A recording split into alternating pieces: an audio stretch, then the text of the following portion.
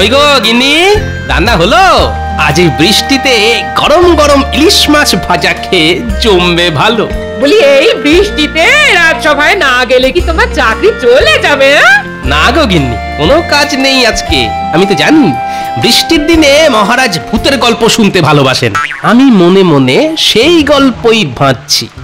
বলো যা, বাবু যাবেন এখন ভূতের গল্প করতে? কি সব অলক্ষণে কথা।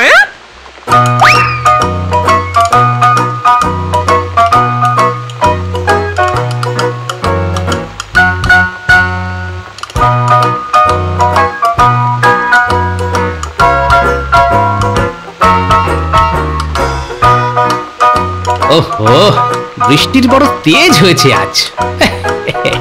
আমার ধুতিটাই ভিজে গেল। না, এই গাছতলায় একটু দাঁড়াই। ইলিশের তেল আর ভাত খেয়ে বেরিয়ে পড়লাম যাতে ঠিক সময় রাজসভায় পৌঁছতে পারি, কিন্তু না, সে গুড়ে বালি। ইলিশ মাছ দারুণ খেলি না? হ্যাঁ, সে আর বলতে। বেশি খেলে আমি আবার ভালো করে হাঁটতে পারি না, কিন্তু যেতেই যে হবে। হে মহারাজ, তোমাকে আজ ভূতের গল্প শোনানোর আছে। তাই নাকি? তোর মহারাজ ভূতের গল্প শুনবে? হ্যাঁ, মহারাজকে তো আজ ভূতের সর্বনাশ! কে কি আমার সাথে কথা বলছে? ওরে বাবা রে, ঠিক দুপুর বেলা এই গাছতলায় দাঁড়ানোই আমার ভুল হয়েছে। কি এ তো বেলে গাছ, পেতনির বাসা। পালাই! পালাবি কোথায়? কোথায় পালাবি? দাঁড়াও, আমরা আসছি।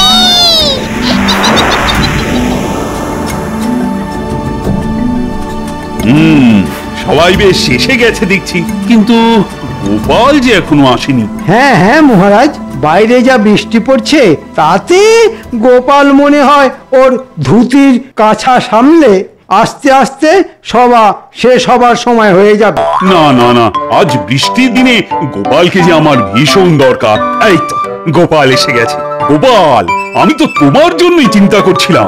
মহারাজ, আর লজ্জা দেবেন না, আমি ঠিক সময় মতো আসছিলাম, কিন্তু আর কি, গোপালের জন্য বৃষ্টিটা একটু জোর পড়ছিল, এই আর কি। মহারাজ, আমার যাতে দেরি না হয় তাই আমি দৌড়ে দৌড়ে এলাম।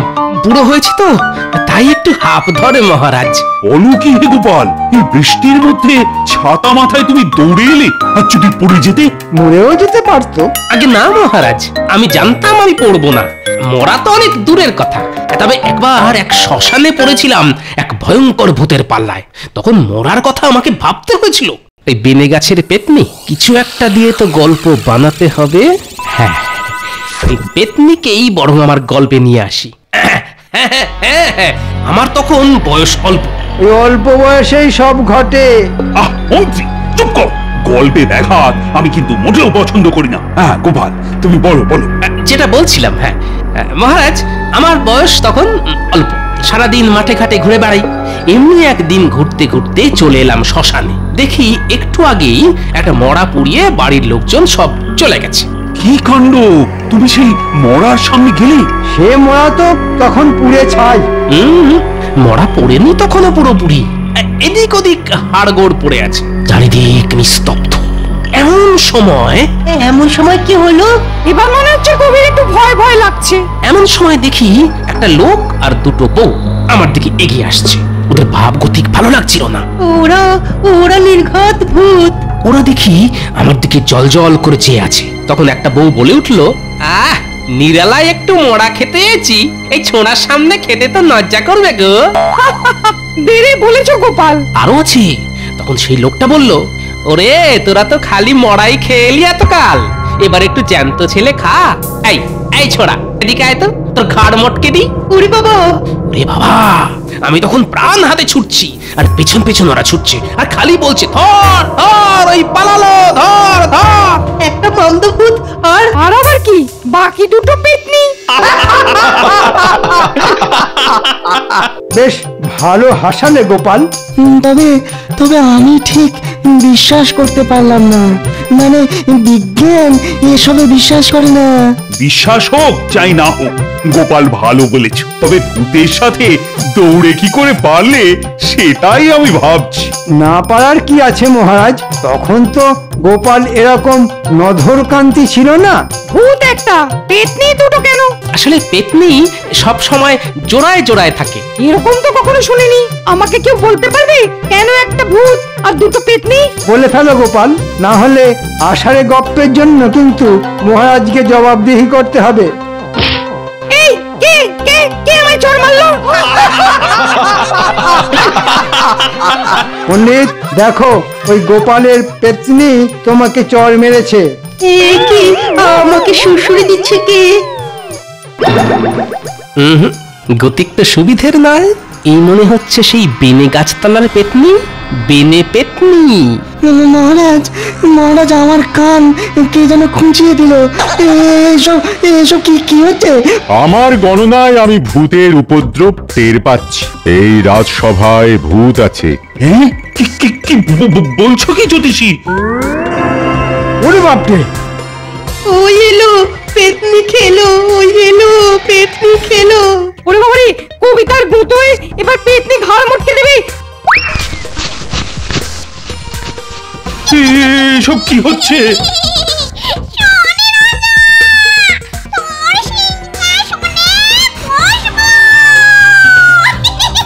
কি সর্বনাশ! কি এত বড় স্পর্ধা! আজ তোদের নাক কেটে দেবো। সেনাপতি, সেনাপতি!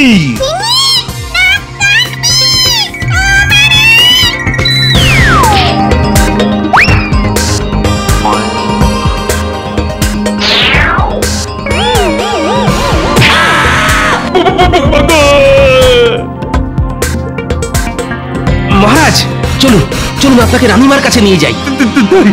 তাই চলো গোপাল, চলো চলো।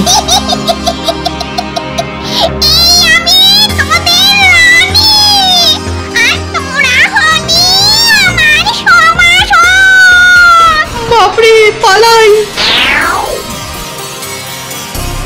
কি গল্প বললে বলো তো গোপাল? সত্যিকারের পেতনি চলে এলো? মহারাজ কোনো চিন্তা করবেন না, খুব শিগগির পেতনি তাড়ানো হবে।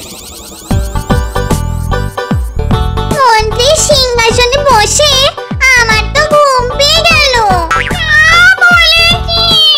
আমারও রাজার সিংহাসনে বসে ঘুম পেয়ে গেল।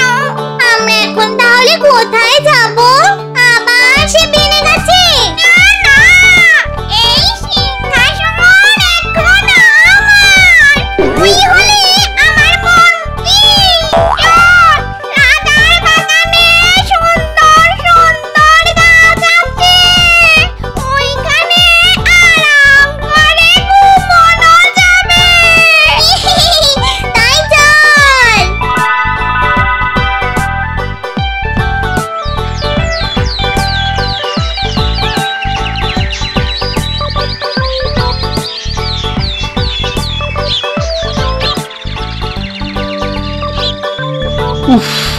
ঘাড় গাল, ও বাবা, এখনো টনটন করছে।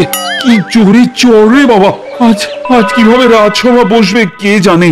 তবে মনে হয় পেতনি দুটো বিদেয় হয়েছে।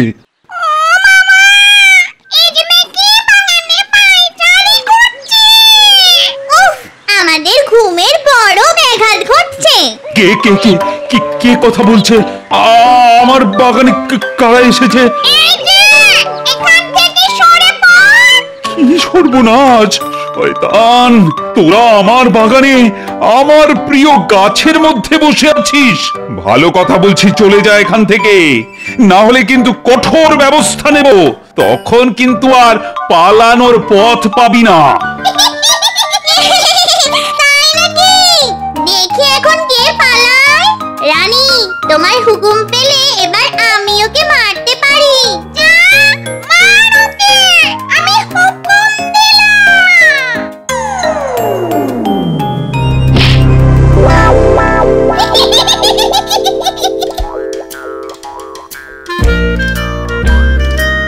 পেতনি এখন গাছে, আর কি বলার আছে? কিন্তু আমাদের তো ভেবে দেখতে হবে মহারাজ, আজকে ওরা বাগানে গাছে ঝুলে আছে, কিন্তু কাল ওরা আবার রাজসভায় চলে আসবে। আজ ওরা বাগানে আমাকে আক্রমণ করেছে, কাল অন্য প্রজাদের করবে, তোমাদেরও করতে পারে। না না, এভাবে চলতে পারে না। গোপাল, আরে তুমি কিছু বলো। এবার ওকে বাগে পেয়েছি। মহারাজ, আমার মনে হয় আপনার চিন্তার কোনো কারণ নেই। হ্যাঁ, চিন্তার কোনো কারণ নেই বলছো? কিন্তু এটা তুমি কি করে বলছো বলো তো? মহারাজ, আমার মনে হয় এই রাজসভার সব থেকে যে সাহসী সে হলো আমাদের মন্ত্রী। এটা গোপাল বলতে পারে না, নিশ্চয়ই ওর কিছু মতলব আছে। এই গোপাল, তুমি ঠিক কি বলতে চাইছো বলো তো? আমি বলতে চাইছি মহারাজ, যেহেতু মন্ত্রী আমাদের সব থেকে সাহসী, তাই সেই পারবে পেতনিদের হাত থেকে আমাদের উদ্ধার করতে। বটে, তা তুমি ঠিকই বলেছো। উফ, গোপালটার পেটে পেটে এত শয়তানি বুদ্ধি, আমাকে তো বিপদের মধ্যে ফেলে দিল। মন্ত্রী, তুমি একবার বাগানে যাও তো এখনই, সেখানে পেতনি দুটোকে শায়েস্তা করে এসো। ওদের এমন উচিত শিক্ষা দাও যাতে ওরা এই রাজ্যে থাকবার কথা যেন আর দুবার না ভাবে। আজ্ঞে মহারাজ।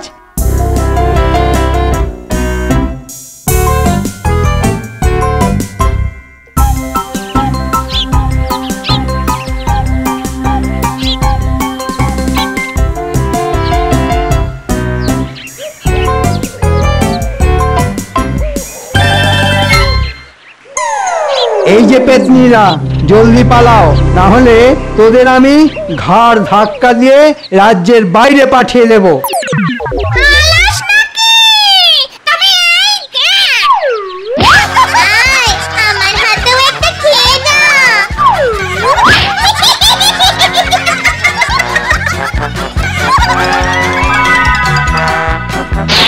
মহারাজ, এই যে দেখছি মন্ত্রী, তোমার গালে পেতনিদের 5 আঙুলের দাগ হয়ে গেছে। এই দাগ কি আর কোনদিন উঠবে? গোপাল, তুমি তো বলেছিলে মন্ত্রী সব থেকে সাহসী, তার এই হাল হলো। আমার তো মনে হয় বৈদ্য তুমি পারবে। তুমি তোমার বিখ্যাত পাঁচন দিয়ে পেতনিদের জব্দ করতে পারবে। ঠিক বলেছেন মহারাজ, ওই পাঁচনের গন্ধে পেতনিরা পালাবেই পালাবে। যথাজ্ঞা মহারাজ, আমি এক্ষুনি যাচ্ছি ওই পেতনিদের পাঁচন খাওয়াতে।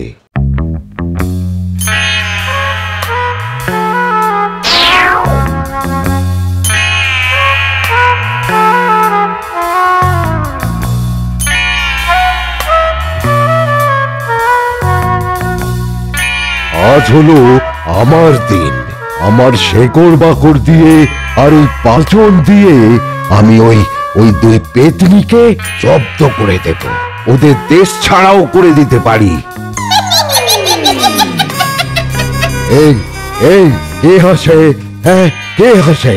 সামনে আয়, সামনে আয়। তবে রে শোন, ওই আড়াল থেকে হাসি আমি একদম ভালোবাসি না। আয় আয়, সামনে আয়। কি ভেবেছিস?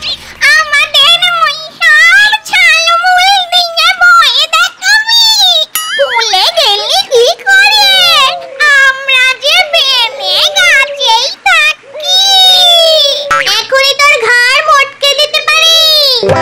ওরে বাবারে, ওরে বাবারে, আমাকে আমাকে ছেড়ে দাও গো, আমাকে ছেড়ে দাও।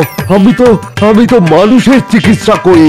আমি ভুলেই গেছিলাম যে তোমরা মানুষ নও, তোমরা হলে পেতনি। ছেড়ে দাও আমায়।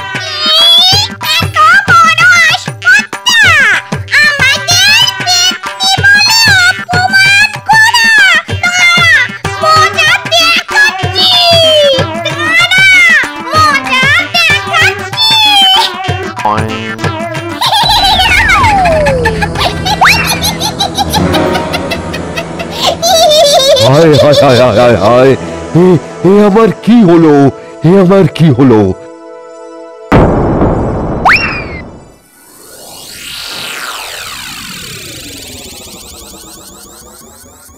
মহারাজ, রাজবৈদ্যকে বাগানে একটি গাছের সঙ্গে বেঁধে রাখা হয়েছে। যা ভয় পাচ্ছিলাম। ঠিক আছে, তুমি এখন আসতে পারো। যথাজ্ঞা মহারাজ।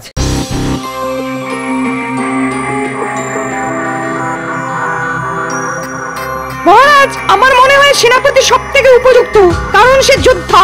পেতনিদের সঙ্গে যুদ্ধ করতে হলে একমাত্র সেই পারবে। তুই ঠিক বলেছ পণ্ডিত। সেনাপতি, আরে এই সেনাপতি, আজ্ঞা করুন মহারাজ। একটা নির্দেশ, এক্ষুনি বাগানে যাও আর বাগানকে পেতনি মুক্ত করো। একই সাথে রাজবৈদ্যকে উদ্ধার করে নিয়ে আসা চাই। এদিকে আয় পেতনির দল, আমার তলোয়ারের এক এক কোপে না তোদের মুন্ডু দুটো একেবারে আলাদা করব। আয় আয় সামনে আয়, কোথায় পালাবি? আমাকে বৈদ্য পাসনি, আমি হচ্ছি সেনাপতি। হ্যাঁ,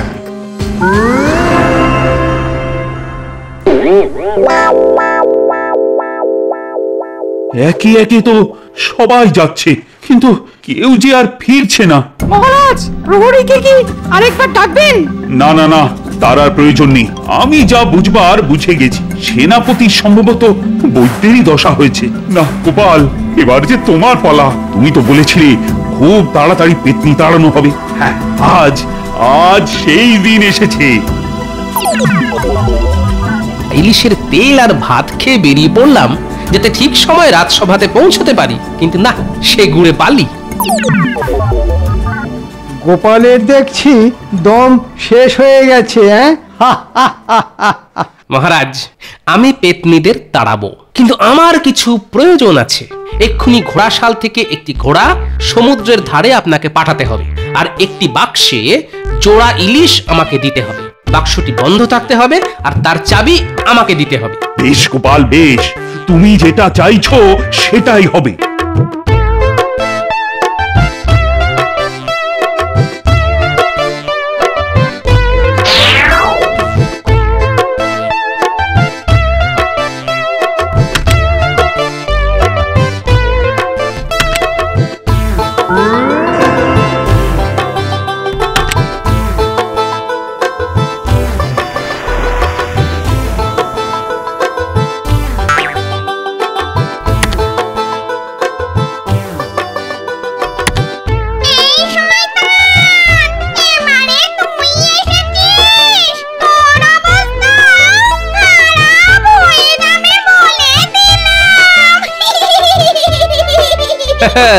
আমার অবস্থা খারাপ হলে তোমরা আর ইলিশ মাছ খেতে পারবে না। কি ইলিশ মাছ ভালো লাগে তাই না? হ্যাঁ, খুব ভালো লাগে। দে দে দে দে, ইলিশ মাছ খাই, দে দে দে দে। আমি একটা শর্তেই তোদেরকে মাছ দিতে রাজি, আর একজনকেই এই মাছ খাওয়াতে রাজি আছি। তাই নাকি? তা কি শর্ত শুনি? তোদের একটা পরীক্ষা নেব। আমাকে আগে কাঁধে করে সমুদ্রের ধারে নিয়ে চল। কিন্তু সমুদ্র কোন দিকে? আমরা তো চিনি না।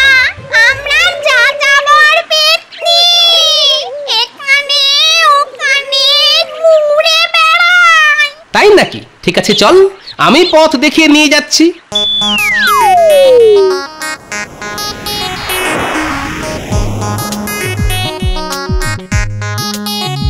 সোজা এগিয়ে চল।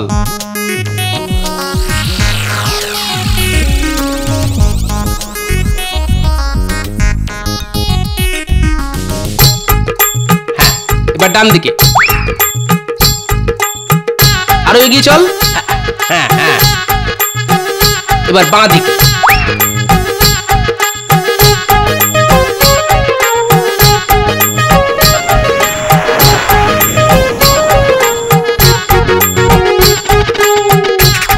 সমুদ্রের ওপারে তোদের যেতে হবে। ওপারে চোখ বন্ধ করে গিয়ে আবার চোখ বন্ধ করে যে আগে ফিরে আসবে তাকেই আমি এই জোড়া ইলিশ দেব।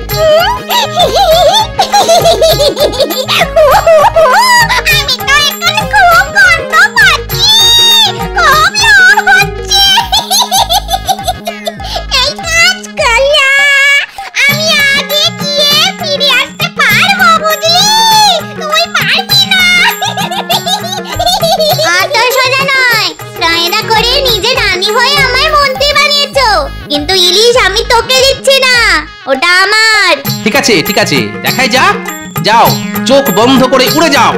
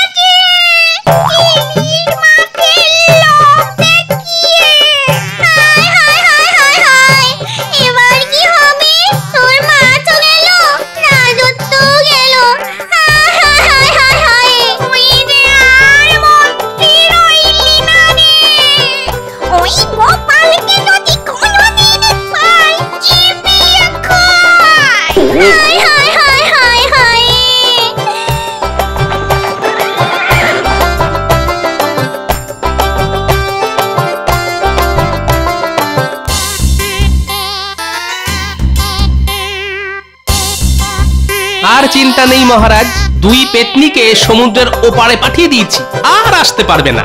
সাবাস গোপাল, তোমার জন্য বড় পুরস্কার আছে। বলো বলো, কি পুরস্কার চাই? পুরস্কার আমি তো নিয়েই নিয়েছি মহারাজ।